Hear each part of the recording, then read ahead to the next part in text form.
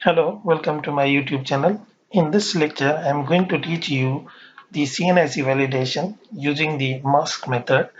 Uh, Normally, you have visited the websites in which the particular format of the CNIC is already given there.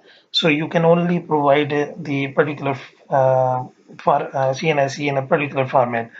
And I'm in this lecture, I'm going to show you how you can actually develop the program for creating such example for creating CNIC validation using the mask method.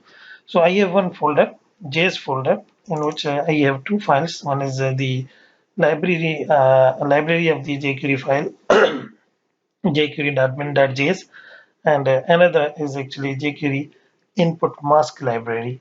Okay, so we are going to use these libraries. So what I'm going to do, I'm going to create one file cnic.html,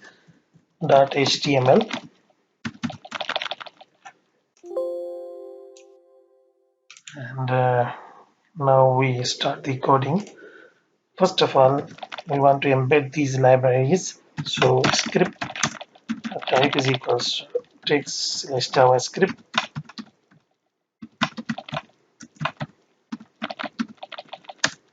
and provide the source of the file, and then close the script. So we copy this because we have two files. So one is jQuery.min.js. First of all, we place this js slash jQuery.min.js, and another is jQuery input mask. So we copy this and we paste here js slash.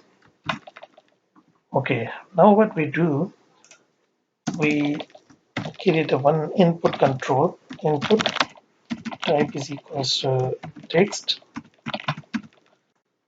and name is equals to CNIC, and then we use data input mask is equals to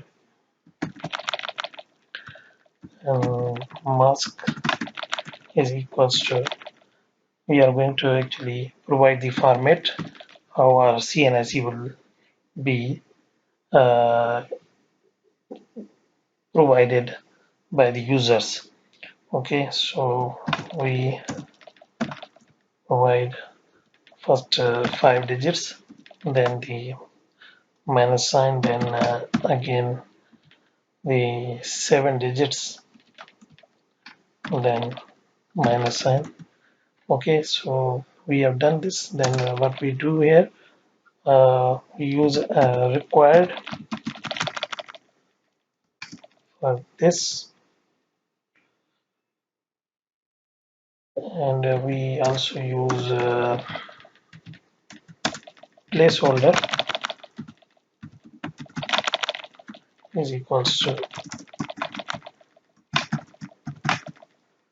that the user can see that he or she has to provide the numbers in this way, 6, 7, and 1 digit. Okay, now what we do here, since we have already placed this input mask library, now simply we actually call this method input mask and actually this input control. So we do here a script type is equals to text slash JavaScript.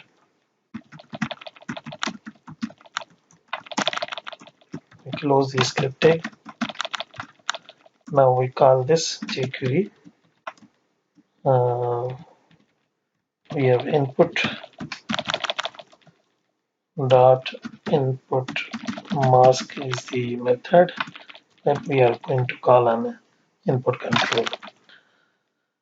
Hope this works.